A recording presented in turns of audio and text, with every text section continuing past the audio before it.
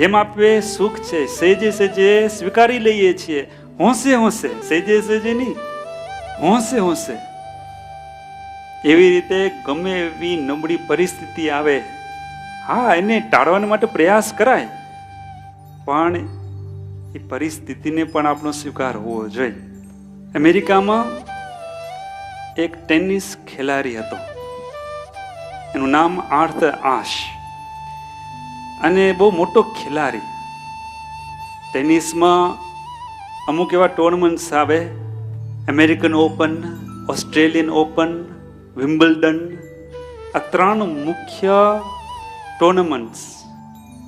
તો એમાં એ 3માં એ પ્રથમ કાઢ્યો, એમાં 3માં વિજેતા મેળવેલી આર્થર આશ, એટલે બહુ ફેમસ, પ્રખ્યાત.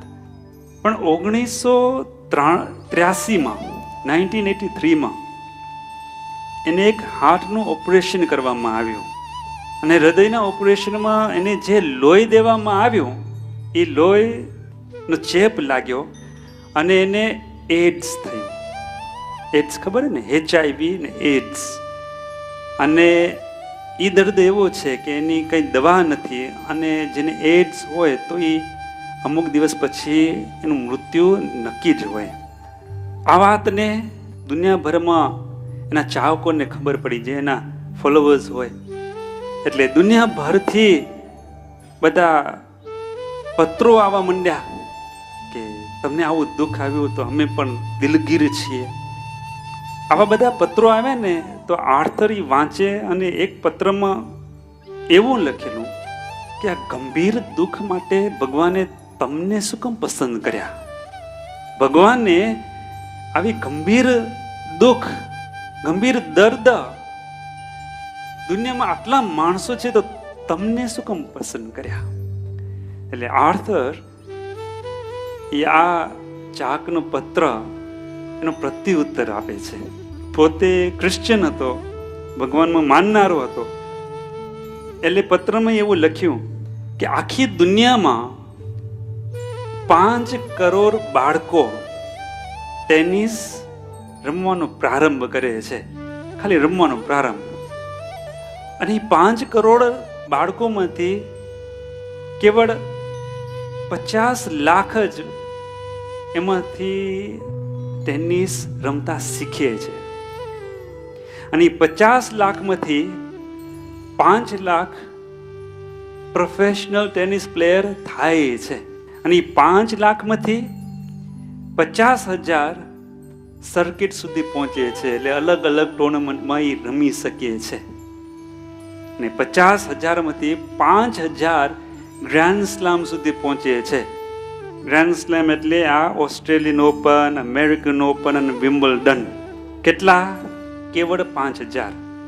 અને 5,000માંથી 50 વિમ્બલ્ડન સુધી પહોંચે છે. અને વિમ્બલ્ડન છે એ સૌથી મોટું ટુર્નામેન્ટ. અને 50માંથી 4 જણા સેમીફાઇનલ સુધી પહોંચે છે. અને 4માંથી 2 ખેલાડી છે એ ફાઇનલ્સમાં પહોંચે છે. આર્થર આશ આ પત્રમાં લખે છે કે જ્યારે હું હાથમાં ટ્રોફી લઈને ઊભો હતો ત્યારે હું ભગવાનને એવો પ્રશ્ન નહોતો કર્યો કે દુનિયામાં આટલા બધા માણસો છે અને આ ટુર્નામેન્ટમાં વિજેતા હું શું કમ? ત્યારે હું એવો પ્રશ્ન નહોતો કર્યો. તો જ્યારે મને ભગવાને દુઃખ આપેલું છે તો હું કેમ પ્રશ્ન કરી શકું કે ભગવાન હું શું કામ? આ સ્વીકાર છે, ગમે એવી પરિસ્થિતિ હોય. હવે આ તો એને એડ્સ આવેલું, એટલે હવે એ શું કરી શકે? બાકી તો કાંઈ નહીં, સ્વીકારવાનું જ હોય. એમ ભક્તો, આપણા જીવનમાં પણ અનેક પ્રકારની નાની મોટી સમસ્યા આવે, સુખ દુઃખ આવે તો એ સ્વીકારવાનું હોય. કેમ કે આપણે ભગવાનમાં વિશ્વાસ છે.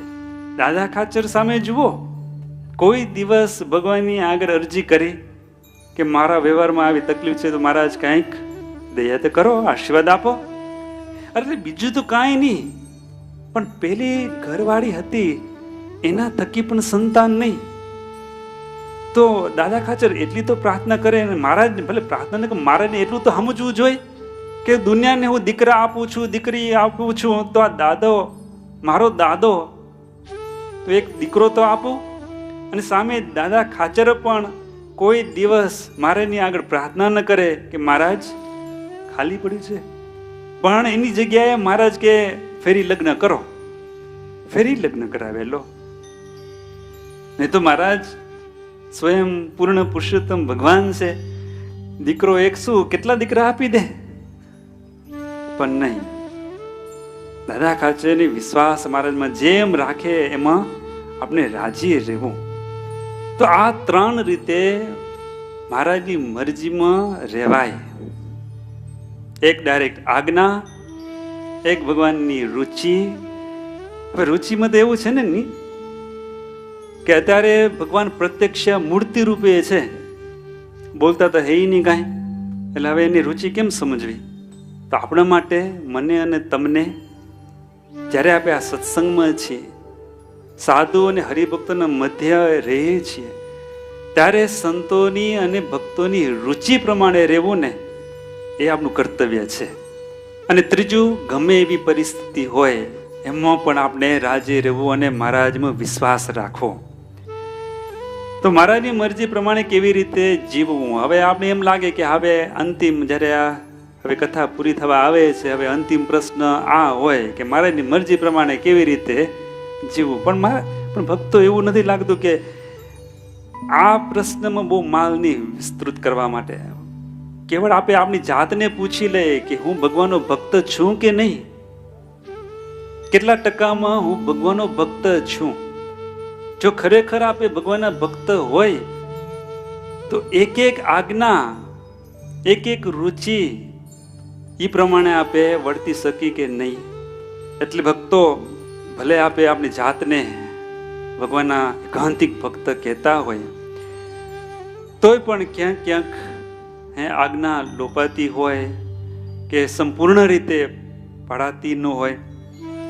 ભક્તો, અંતે હું થોડુંક મારો પોતાનો વિચાર એ કહું, આપે ભક્તિના નિયમો લેતા હોય, વિશેષ માળાના નિયમો, પ્રદક્ષિણાના નિયમો અને આહારના નિયમો આપણે લેતા હોય, એકટાણા, ધારણા, પારણા, અને એવા નિયમો આપણે લેવા જોઈએ, કાંઈ વાંધો નહીં. એવા નિયમો વડે કરીને આપણે ભગવાનને રાજી કરીએ છીએ. પણ કદાચ આપણે એમ કરીએ કે અંતરશોધ કરી, શિક્ષાપત્રી સામે દ્રષ્ટિ નાખી, વાંચી તો છીએ પણ થોડુંક મનન કરી કે મહારાજની આજ્ઞા ક્યાં લોપાય છે, જે આજ્ઞા પૂરેપૂરી પાળાતી નથી, તો એ પૂરી રીતે પાળવાનો પ્રયાસ કરવો, એનું કંઈક આયોજન કરવું. સવારે સૂર્ય ઉગ્યાથી પહેલા જગાતું નથી તો કેમ જાગી શકું? મંદિરમાં હું નિયમિત જઈ નથી શકતો તો કઈ રીતે જઈ શકું? શું આમ થોડાક નાના નાના સ્ટેપ્સ હું લઉં તો ભક્તો, આપણે ભગવાનની, મહારાજની પૂરેપૂરી આજ્ઞાનું પાલન આપણે કરી શકીએ. જો કદાચ આપણે આવા આયોજનો આપણા જીવનમાં ઘડીએ તો મને એમ લાગે છે કે આપણે વિશેષ મહારાજનો રાજીપો મેળવી શકીએ. તો બસ ભક્તો, આપણું મન ગમતું છોડવું એ તો બહુ મુશ્કેલ જેવી વાત છે, પણ મહારાજની મરજીમાં મળતી જે શાંતિ છે ને એ અનમોલ છે. બસ આટલી વાત કહી મારી વાણીને વિરામ. અસ્તુ. સર્વે ભક્તોને જય સ્વામિનારાયણ.